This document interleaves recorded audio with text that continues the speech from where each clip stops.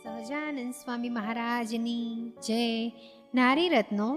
દાદા ખાચરના પાંચમા બહેન રાજબા. રાજબા એટલે ગઢપુરના જીવા ખાચરના સાડીની દીકરી. પોતાની બાલ્ય અવસ્થામાં જ ગઢપુરમાં માસીબાના ઘરે રહેવાનો તેમને સોનેરી અવસર પ્રાપ્ત થયો હતો. સત્સંગના સંસ્કાર, સમજણ અને નિયમ ધર્મની વચ્ચે જ તેમનો ઉછેર થયેલો. બાળપણમાં જ અન્ય છોકરીઓની જેમ ઢીંગલા ઢીંગલીઓની રમતો રમવાને બદલે તેઓ મહારાજની મૂર્તિ સાથે રમતા. મૂર્તિને સ્નાન, શણગાર, થાળ, દૂધ પાવું, પોઢાડવું દરેક ક્રિયામાં મહારાજને જ તે મુખ્ય રાખતા. સત્સંગમાં ભજન, સેવા કરતાં કરતાં તે એકાંતિક ભક્તની સ્થિતિને પામ્યા અને તેમને મનોમન સંસાર અસાર લાગવા માંડતા આ દેહે બ્રહ્મચર્ય પાળી ને પ્રભુ ભજન કરવાનું નક્કી કરી લીધું. ઉંમર લાયક થતાં તેમના માતા પિતાએ રાજબાનું એક કુલીન યુવાન સાથે વેવિશાળ નક્કી કર્યું. તેમની માતા સોણબાએ કહ્યું, રાજુ, તારું વેવિશાળ થઈ ચૂક્યું છે. તારા સાસરિયા પક્ષેથી આ ચૂંદડી, ઘરેણાં વગેરે આવેલા છે તો તે પહેરજે. રાજબાઈ તો આ સાંભળી કાળઝાળ થઈ ગયા. પોતાની માતાને કહ્યું, મારે તો એવી ચૂંદડી ઓઢવી છે કે જેનો આપનારો શાશ્વત હોય. બળી આ ચૂંદડી. આમ બોલતાની સાથે જ ચૂંદડી તો ભડભડ કરતી બળવા લાગી. તેમની મા તથા અન્ય લોકોના તો આશ્ચર્યનો પાર જ ન રહ્યો. પરંતુ એમને ખબર ન હતી કે આ વચનો એવા મુક્તના મુખમાંથી નીકળ્યા છે કે જેમની પાસે વચન સિદ્ધિ છે કે તેમના બોલવા પ્રમાણે જ થાય. રાજબાઈના માતા પિતા અને કુટુંબીજનો તેમની હઠને ધ્યાનમાં ન લીધી અને તેમના લગ્ન નક્કી કરી લીધા. તૈયારીઓ શરૂ થઈ. આ બાજુ રાજબાઈના વેદનાનો તો પાર ન રહ્યો. તેમણે અન્નજળ ત્યાગી દીધા અને નક્કી કર્યું કે પોતાના દેહને પુરુષનો સ્પર્શ ન થવા દેવો. તે મહારાજને નિરંતર પ્રાર્થના કરવા લાગ્યા, હે મહારાજ, મારી લાજ તમારા હાથમાં છે, તેને જાળવજો. આ દેહને પુરુષનો સ્પર્શ ન થાય એમ રક્ષણ કરજો મારું. લગ્નનો દિવસ આવી પહોંચ્યો. જાન માંડવે આવી ગઈ અને જગતના સુખ મિથ્યા જાણનારા રાજબાઈનો દેહ એકાએક જડતાને પામી તે બેભાન થઈ ગયા. શરીર લાકડા જેવું થઈ ગયું. ઘરના તો સહુ ઉપચારો કરવા માંડ્યા, પણ કંઈ વળ્યું નહીં.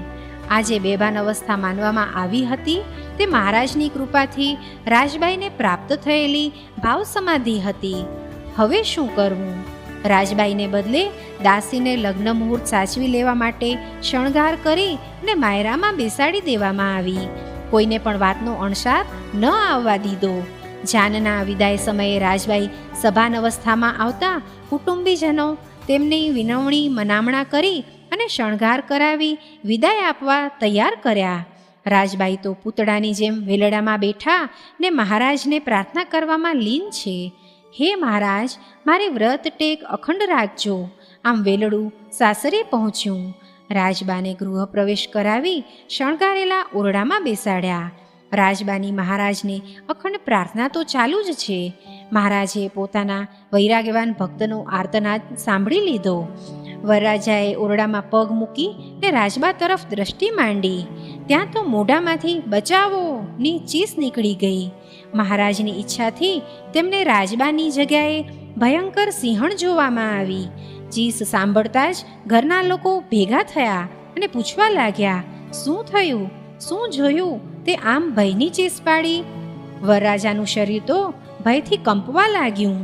માંડ માંડ હિંમત કરી બોલ્યો, ઓરડામાં તો સિંહણ બેઠી છે. ઘરના સર્વે બહુ જ મનાવ્યો, પરંતુ ઓરડામાં જવાની સ્પષ્ટ ના પાડી દીધી.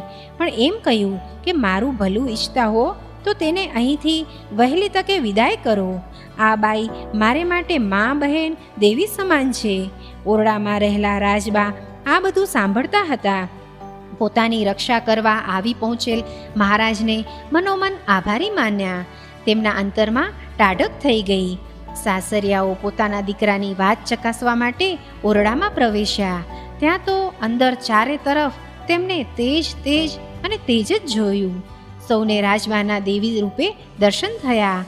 સર્વે રાજબાને પગે પડી ને પોતાથી ભૂલ થઈ હોવાથી માફી માંગવા લાગ્યા.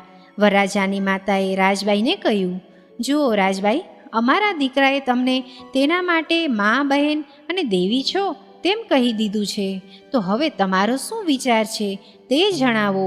રાજબાના જવાબથી સૌ તાજુબ થઈ ગયા, કારણ કે તેમના આવા જવાબની કલ્પના પણ ક્યાંથી હોય.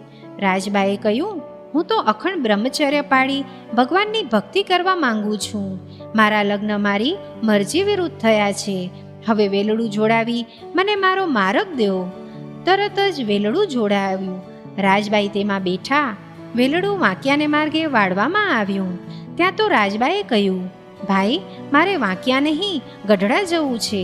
ત્યાં રહી ભજન કરવું છે. આમ બાઈ લગ્નના દિવસે જ ગઢડા આવી ગયા. આ કોઈ સામાન્ય કક્ષાનો ત્યાગ ન હતો. મહારાજના દર્શન થતાં જ રાજબાના અંતરમાં ટાઢક અને આનંદ ગુગવવા લાગ્યો, અને મહારાજના આનંદનો પણ પાર ન રહ્યો. તેઓ તો રાજબા પર અતિ પ્રસન્ન થયા. રાજબાને ગઢડા આવ્યા પછી થોડો સમય બાદ સાસરા પક્ષ અને પિયરેથી ફરી સંસારમાં ખેંચી જવા પ્રયત્નો થયા, પણ એ નિષ્ફળ ગયા. રાજબાઈનો વૈરાગ્ય તો હંમેશા ચરમસીમા પર જ હતો. ગઢડામાં જીવુબા, લાડુબા, નાનુબા અને પાંચુબા એમ 4 બહેનોની સાથે આ રાજબાને 5મી બહેન માની ત્યાં જ રાખવા દાદા ખાચરને મહારાજે ભલામણ કરી. દાદા ખાચરે મહારાજની આજ્ઞા માની રાજબાને પોતાના બહેન માની રહેવા, ખાવા પીવાની પૂરી સગવડ કરી આપી. રાજબા સતત શ્રીહરિનું અખંડ ભજન અને સેવામાં જ સમય વિતાવતા. રાજબાઈ 20 હાથના વર્તમાન પાડતા, એટલે કે 20 હાથના અંતરની અંદર કોઈ પુરુષ આવે તો પહેરેલે વસ્ત્રે જ સ્નાન કરી ને ઉપવાસ કરતા. જિંદગી પર્યંત તેમણે તે નિયમ પાડ્યો હતો. કોઈ ગર્ભવતી સ્ત્રી તેમની પાસે આવતી તો તેના પેટમાં દીકરો છે એમ જાણી દૂરથી જ તે બૂમ પાડી કહેતા કે બાઈ, તમે મારી નજીક ન આવતા, તમારા પેટમાં દીકરો છે. આવા તે મહાસતી હતા. મહારાજની આજ્ઞા મુજબ રાજબાઈ દાદા ખાચરને પોતાના સગા ભાઈ માનતા. રાજબાઈને દેહ છોડી અને ધામમાં જવાના સમય થયાની પ્રતીતિ થવા લાગી. તેમણે બીજા સાંખ્યોગી બહેનોને અંતિમ ઈચ્છા જણાવતા કહ્યું કે મારા દેહને અંતિમ સમયે ભાઈ દાદા ખાચર પાસે જ અગ્નિ સંસ્કાર કરાવજો. બીજો કોઈ પુરુષ માત્રના સ્પર્શથી આ દેહને દૂર રાખજો. આટલું કહી કે દિવ્ય દેહે પધારેલા મહારાજ સાથે તેઓ ધામમાં સીધાવ્યા. ઓરડામાં તો તેજ પથરાઈ ગયું અને તેજમાં મહારાજના સૌને દર્શન થયા. તેમના અગ્નિ સંસ્કાર કરવાના સમયે એક અકલ્પ્ય ઘટના ઘટી. દાદા ખાચર સળગતો ઘાસનો પૂળો લઈ અગ્નિદાહ આપવા જાય છે ત્યારે અગ્નિ પણ તેમના દેહને સ્પર્શતો ન હતો. આમ 3 વાર થયું. અંતે આ વાત દાદાએ ગોપાળાનંદ સ્વામીને દરબારમાં કહી મોકલાવી. ત્યારે સદગુરુ ગોપાળાનંદ સ્વામીએ કહ્યું કે અગ્નિદેવ સતીના શરીરને સ્પર્શ કરતા ડરે છે. પછી ગોપાળાનંદ સ્વામીએ અગ્નિદેવને પ્રાર્થના કરે છે, હે અગ્નિદેવ, સતી તો આ દેહનો ત્યાગ કરી અક્ષરધામમાં ગયા છે. અહીં તો તેમનું માત્ર પંચભૂતનું ખોડિયું જ છે, તો તેનો સ્પર્શથી તમને દોષ નહીં લાગે. સ્વામીએ દરબારમાં રહી આમ કહ્યું કે તરત જ રાજબાઈના દેહને અગ્નિએ સ્પર્શ કર્યો. દાદા ખાચરે તેમના બહેન રાજબાઈની સઘળી ઉત્તર ક્રિયા યથાયોગ્ય કરી. આવા વૈરાગ્યવાન તપોનિષ્ઠ મહામુક્ત હતા વાંકિયાના રાજબાઈ. સહજાનંદ સ્વામી મહારાજની જય.